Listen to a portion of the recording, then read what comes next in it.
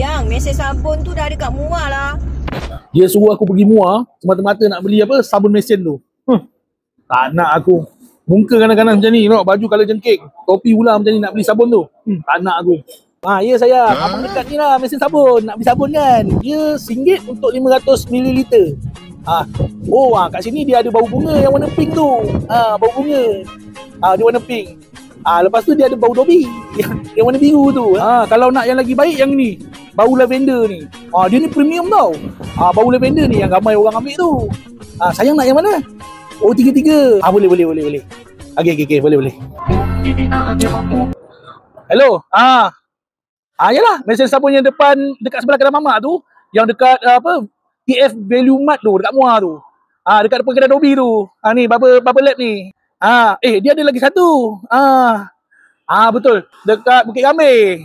Dekat Bukit Gambir tu, depan kedai Bubble Lab tak? Kedai Dobi. Okey. Nanti beli kat situ pula. Okey. Orang Muar, dah ada dah. Mesin sabun kayangan, harga Rahmah ni dekat Muar ni. Ni nak beritahu, ni semua produk Muslim, dijamin halal, kualiti dan premium daripada kilang.